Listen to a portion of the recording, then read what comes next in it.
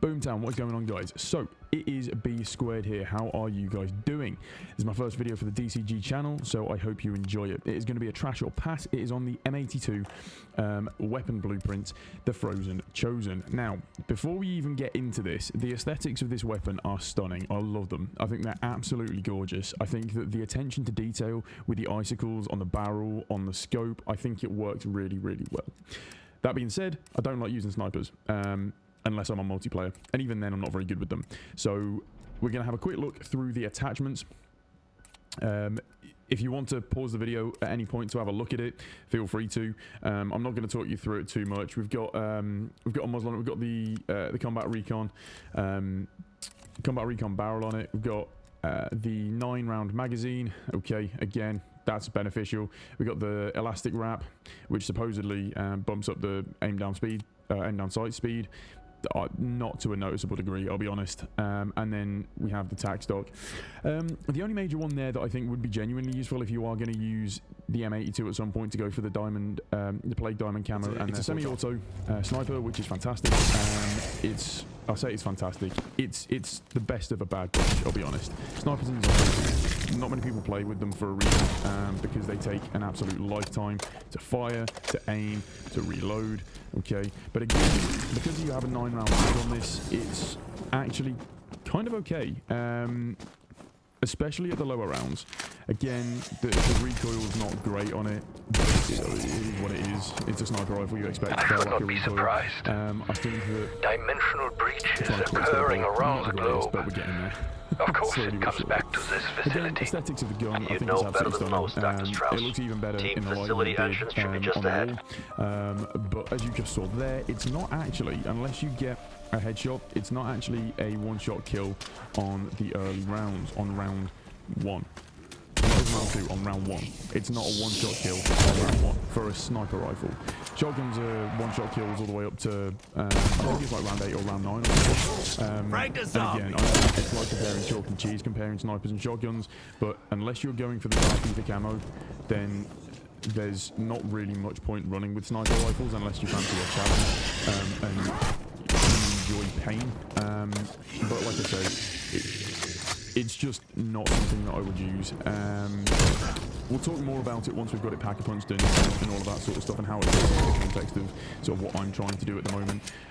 And again, at some point I am going to have to level up the M82, and I'm not really looking forward to that day, to be honest. I'm dreading it, but it's what it is. I've got to do it to get the camo. Again, if you can quick scope, it makes it a little bit easier. I clearly can't, which is why I have to hard scope. But I mean, it is what it is. It's a sniper rifle. It's a semi-automatic, which is great for zombies, because you don't have to keep pulling back the lever, and it just doesn't take as much time to fire your shots. But again, the damage isn't huge for a sniper rifle. Once you get dead shots, it will make a difference. But we're looking at that, because in my opinion, if you have to have perks to make a weapon look good and to make a weapon useful, then it's not a very good weapon. Right, so the yours, for example, once you pack a punch that and all of that sort of stuff, it works really, really well. It's a great gun. So is the Creed 6, the MP5, all of that sort of stuff, you know. But with this, I get the feeling that you need the perks for it to actually be a nice weapon to play with. Okay? And even then, I don't think it'll be a particularly nice weapon to play with. I think that the only thing you need a better scope on it for a start. Okay, that doesn't take 52 years for it to aim down sights. Again, clearly you can see my aim's not too great on this, but it is what it is. So in the coming rounds, what we're going to do, we're going to carry on like this. We fast forwarded the bit where I unlock pack-a-punch and all of that sort of stuff. We fast forwarded to round 9 or round 10 as well, actually. So I'm not going to do much in the way of narration over that. We're just going to leave that, put a bit of music in the background, and we're going to crack on, okay? When we do pack-a-punch it, though, I've decided to put, rather appropriately, or rather fittingly, I put a cryo ammo mod on it. And the reason for that, at the moment we're just testing the actual accuracy of the no-scoping. And you can see it's not the best, it's not the worst, but it doesn't hit dead center. It is almost entirely random, and that's true of all of the snipers, so that's not a major thing, to be honest. But like I say, we're going to fast forward in a moment, all the way through to once we've got pack-a-punch unlocked, then we put the see here it's getting hairy and it's round 4. Like, there's no reason that it should be this bad, other than the fact that it's a sniper rifle. And I feel like it's got the aesthetic, the 9-round mag, but all of the snipers have that. It's not a point of differentiation, but the blueprint itself is the only real major benefit of this is the aesthetic. And again, I can't talk about that highly enough. I think it's awesome. But, you know, from my perspective, I'm not going to use this. Even when it comes to getting the M82 up and running, I'm never going to use this. I'm not. It's just not my sort of weapon, to be honest. But, I mean, at the end of the day, it's just one of those, I think. And now we're kind of fast forwarding. We're moving through. We're going to look at how we get on when we get to the Pack-a-Punch. So we go through that, do all that. What you'll notice as well, when I'm training, I don't run with my sniper out. What I actually end up doing is I end up switching back to my fists and then running because it's faster. And again, here we've just got some tunnel vision, aiming down sights. In that instance, it was pretty good. That would have been much worse without the semi-auto. But again, that's indicative of the weapon being advantageous rather than the blueprint, which again is absolutely fine. It's not a major thing that we're talking about here, you know. But we're focusing purely on the blueprint. And again, you can get the aesthetic from the blueprint without using the attachments, so you can actually go in and you can edit the attachments and all of that sort of stuff. But I'm sure you guys know all that anyway. So what we're going to do, this is now fast forwarding all the way through to when we unlock Pack-a-Punch. We're currently set on round 6. We're flying through it. We're obviously not flying through it at this sort of speed, but it is what it is. So yeah, I'm just going to let it play, and I'll see you at Pack-a-Punch. Strike team. Undead Tango down. Cool. Okay, so now we are Pack-a-Punching the weapon. We are going to go and grab the... we're going to go and steal the 500 points from the elemental pop, and then we're going to pop on the cryo. I don't know why I chose cryo. I think it was just because it was appropriate, because it's called the Frozen Chosen. Cryo, ice. Kind of fitting, really.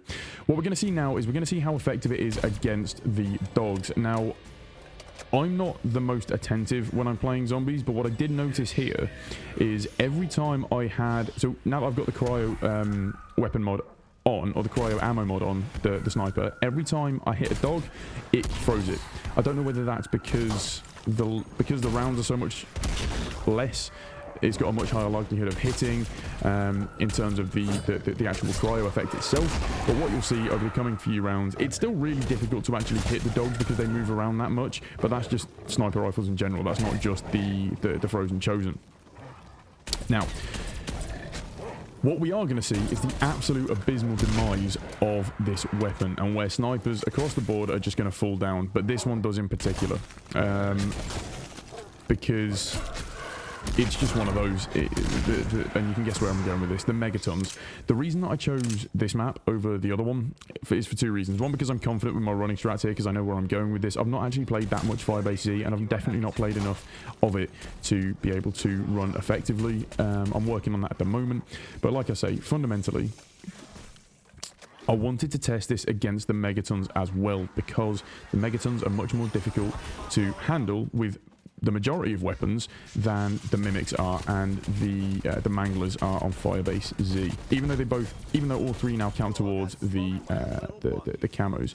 So even when you get headshots, the damage to the megaton is minimal with the sniper rifle that's Pack-a-Punched with cryo.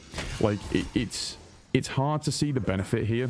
And I don't know whether it's the attachments, because like I said, I don't have much in the way of experience playing with snipers on zombies yet. Again, that's going to have to change. But in order to actually be able to take shots at the megaton, what I actually ended up having to do is chuck in a monkey, which is not really what you want to be doing. And it is what it is at the end of the day. You can't really... I don't see a way that you can feasibly take on a megaton with all the zombies as well, without it going to pot. So just as a quick summary, okay, stunning looking sniper, not that usable. It's a trash from me, okay? I will catch you on the next video, guys. Take care. Peace out.